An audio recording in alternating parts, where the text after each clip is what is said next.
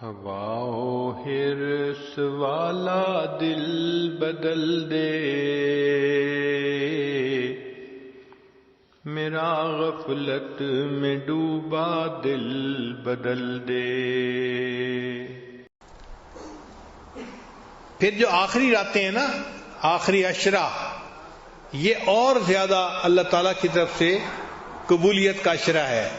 اتقم من النار، حدیث پاک میں نبی صلی اللہ علیہ وسلم نے فرمایا کہ اللہ تعالیٰ بندوں کو جہنم سے بری فرما دیتے ہیں۔ ہم پورے سال میں ایک رمضان کے آخری عشرے کے 10 راتیں ہی صحیح کوشش کر لیں۔ اب کوئی کہے گا جی کہ مجھ سے تو 10 راتیں نہیں جاگا جاتا، چلو بھائی 10 راتوں کی بجائے طاق راتیں 5 راتیں ہی صحیح۔ اب اللہ کو پانے کے لیے پورے سال میں صرف 5 راتیں ہیں، اور فرمایا کہ دیکھو وہ جو 5 راتیں ہیں نا، ان میں سے ایک رات ہے جس کو ہم نے لیلۃ القدر بنا دیا۔ انا انزلناہ فی لیلۃ القدر وما ادراک ما لیلۃ القدر لیلۃ القدر خیر من الف شہر۔ وہ جو لیلۃ القدر ہے 1000 مہینوں کی عبادت سے بہتر ہے۔ 1000 مہینوں کو اگر آپ جمع کریں کہ 12 مہینے کا 1 سال، تو یہ 80 سال سے زیادہ کی عبادت بنتی ہے۔ اور عجیب بات کہ اس امت کی عمریں 80 سال کم و بیش ہوں گی، بین 70 و 60، 60-70 کے درمیان۔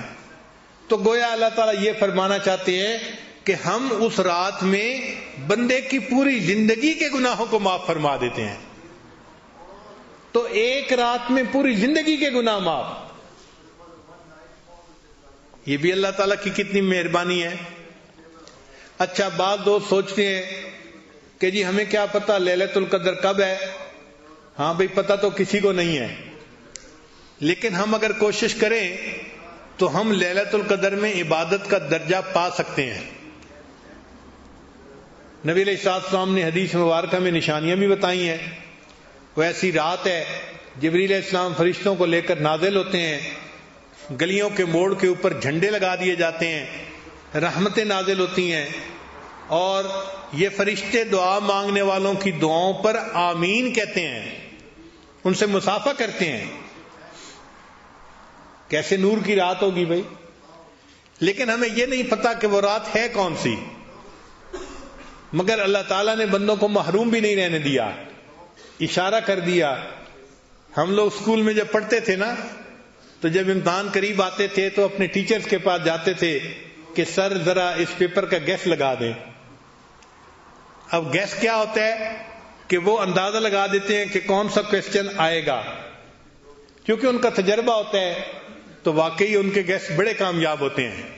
خاص طور پہ ہمارے کچھ قریبی دوست ہیں، سارا سال دفتروں میں کام کرتے ہیں، اور جب وفاق کا امتحان ہوتا ہے تو 1-2 ہفتے پہلے ہمارے جامعہ میں آ جاتے ہیں، اور وہاں کے اساتذہ سے وہ گیس لگواتے ہیں کہ کون کون سے سوال آئیں گے، اور ان کو کہتے ہیں کہ ہمیں ان کی تیاری کر دو، اور اللہ کی شان کہ وہ تیاری کر کے امتحان دیتے ہیں، جدن پاس ہو جاتے ہیں۔ تو یہ گیس کئی دفعہ بڑے کام آتے ہیں۔ تو اللہ تعالیٰ نے بندوں کو کھلا تو نہیں بتایا کہ کون سی رات لیلۃ القدر ہے، اس لیے کہ جستجو رہنی چاہیے، آگے بڑھنے کی خواہش رہنی چاہیے۔ اگر بتا دیتے تو لوگ سارا سال آرام سے سوئے رہتے، اور جی لیلۃ القدر آئے گی بس اس رات پہ عبادت کر لیں گے۔ تو اللہ تعالیٰ نے چاہا کہ میرے بندے جستجو میں تو لگے رہے، مگر ایک اشارہ کر دیا۔ وہ اشارہ کیا کیا؟ فرمایا کہ تنزل الملائکۃ والروح فیہا باذن ربہم من کل امر سلام۔ وہ جو رات ہوتی ہے اس میں سلامتی نازل ہوتی ہے، رحمتیں نازل ہوتی ہیں، برکتیں نازل ہوتی ہیں۔ اب وہ 10 بجے برکتیں شروع ہوتی ہیں، 11 بجے شروع ہوتی ہیں، 12 بجے، ہمیں اس کا کوئی پتہ نہیں ہے، لیکن ایک بات پکی ہے، اللہ فرماتے ہیں حی حتی مطلع الفجر، یہ جو برکتیں نازل ہوتی ہیں جب بھی شروع ہوتی ہیں یہ مطلع فجر تک رہتی ہیں، یعنی سحری کا وقت ختم ہونے تک یہ رہتی ہیں۔ لہذا ایک دستور مل گیا، ہم ہر رات میں جب سحری کرنے کے لیے اٹھیں، وہ آخری لمحات ہوتے ہیں، تو ہم اس وقت 2-4 رکعت تہجد کے پڑھ کے دعا مانگیں اور سحری کریں، اور پھر سحری کوشش کریں کہ ہم وقت ختم ہونے سے آدھا گھنٹہ 20 منٹ پہلے ختم کر لیں. اور وہ جو سحری تک کا وقت ہے نا 15-20 منٹ کا، یہ بڑا قیمتی وقت ہے. اگر ہم نے رمضان کی ہر رات میں ان 15-20 منٹ میں دعا مانگی تو کوئی نہ کوئی رات تو ہوگی نا کہ جو لیلۃ القدر کی ہوگی، اور وہ لیلۃ القدر کی جو ہے برکتیں سحری کے وقت تک رہیں گی. تو ہمیں گویا لیلۃ القدر میں دعا مانگنے کا اور عبادت مانگنے کا ثواب مل جائے گا. تو اس طرح سے ہم لیلۃ القدر میں ثواب حاصل کر سکتے ہیں آسانی کے ساتھ. تو سحری اور افطاری کے یہ 2 اوقات بڑے قیمتی ہوتے ہیں.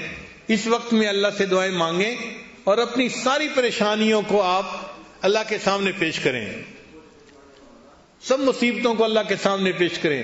اللہ تعالیٰ مغیر الاحوال ہیں، وہ ساری پریشانیوں کو ختم بھی کر دیں گے، سب مصیبتوں سے نجات بھی عطا فرما دیں گے.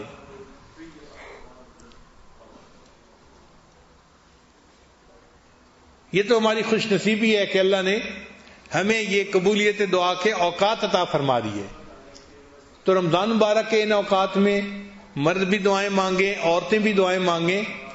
جب مانگیں گے نا تو آپ کا دل گواہی دے گا کہ دعائیں قبول ہوئیں اور اللہ تعالیٰ نے رحمت فرما دی. پھر آپ رمضان کے انتظار میں رہا کریں گے. جیسے نبی علیہ السلام رمضان کا انتظار فرماتے تھے نا، دعا مانگتے تھے اللہم بارک لنا فی رجب و شعبان وبلغنا رمضان. اے اللہ رجب اور شعبان میں برکتیں عطا فرما اور ہمیں بخیریت رمضان تک پہنچا. پھر ہماری بھی یہی حالت ہوگی کہ ہم بھی انتظار میں رہیں گے.